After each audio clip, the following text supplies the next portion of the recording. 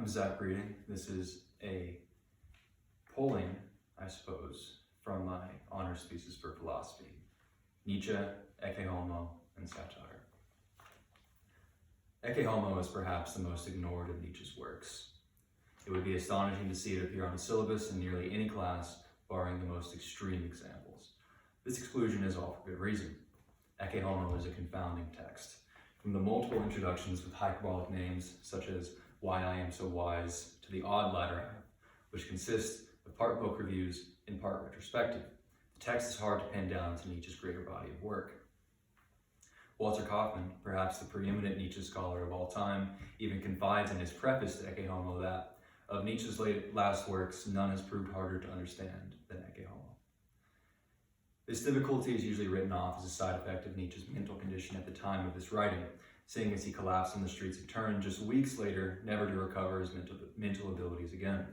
Yet, to Kaufmann, this should not dissuade a serious undertaking of trying to grasp the meanings and intentions behind Ecce Homo. As is seemingly becoming a trend with Nietzsche, the work is experiencing somewhat of a revival through a revaluation. This revaluation, albeit one much smaller than Nietzsche's originals in his own work, or Kaufmann's own from the 50s, which saved Nietzsche from being confined to the wrong side of history, is done through the imagining of Ecce Homo, not as the ramblings of a megalomaniac or a man on the verge of mental collapse, but instead as a satire. Labeling a work as satire seems to carry with it the connotation of derision, especially in today's world. To call a work satire is to call it a response. The work, being a satire, is secondary to the primary piece which it is responding to. Yet, in our understanding of Nietzsche, a response, a satire, is perhaps all that one ought to brave when dealing with philosophy. In The Gay Science, Nietzsche says, "For I treat deep problems as I would a cold swim, quickly into them and quickly out again. That in this way one does not get deep enough down."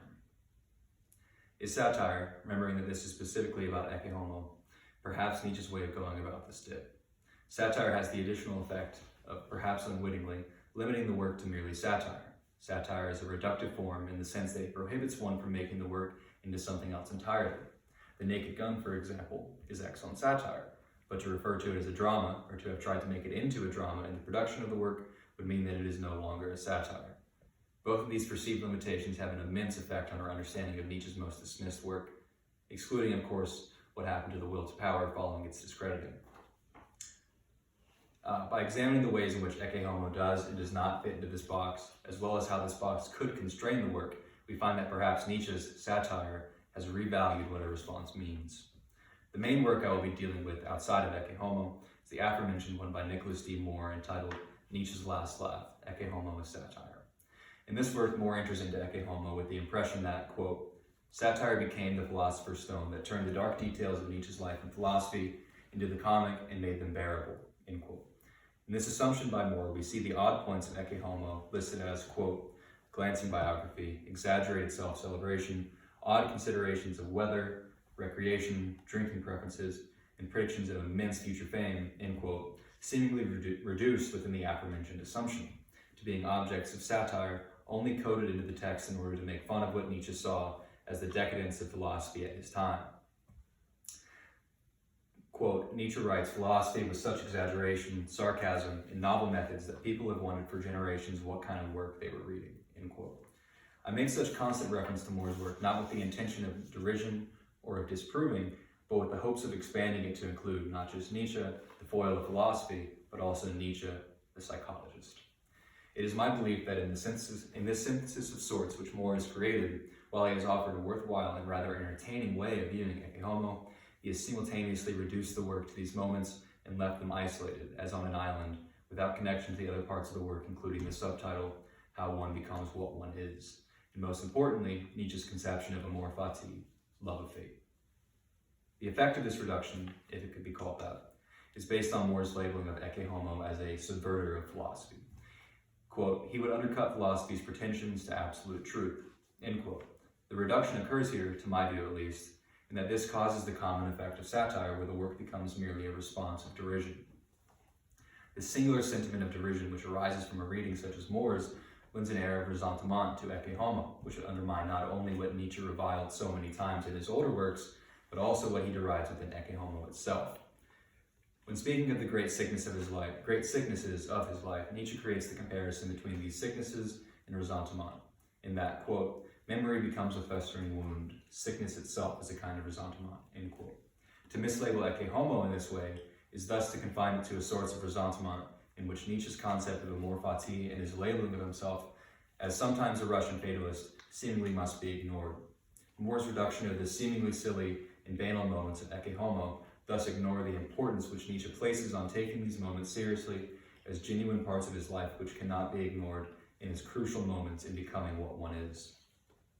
Seeing as this work is still very much a work in progress, I intend to only offer a few road signs for where we may go with Ecce Homo from this point, and I want to stress that these moments of satire which Moore finds are certainly present and crucial to the ways in which we understand the text.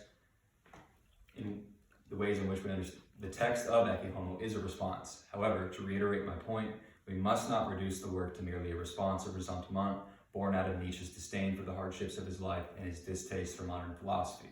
What is required for this new reading of this text is a new way of understanding a response in which Nietzsche is merely not devaluing the entire world in his past experience as they could relate to some grand truth-telling, but one in which his doppelganger is acknowledged and we're able to see not only his derision, but the value which is born from it out of the creativity which doubles his admitted sense of Russian fatalism.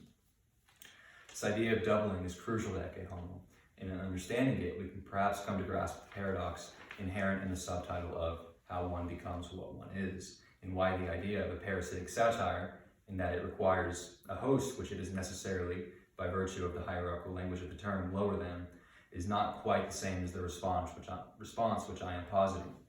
Here we see Nietzsche the psychologist take center stage, the role which is denied through the limiting of the text to mere satire.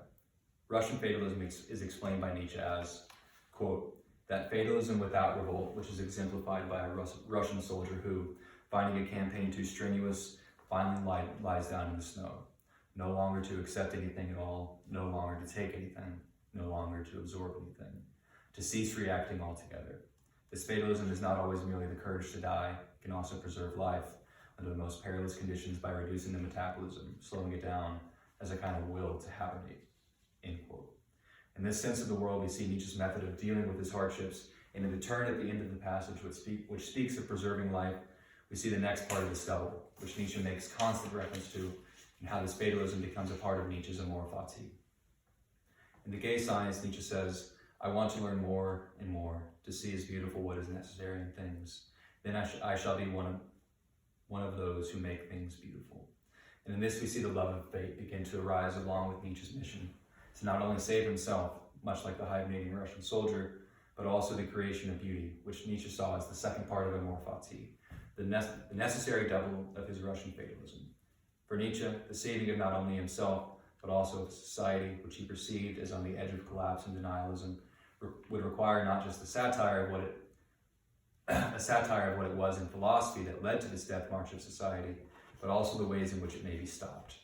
Nietzsche, the psychologist, then, is one who is not only accepting oneself as if fated, not wishing oneself different, but also one who can find and create beauty from his necessary fate. Thank you.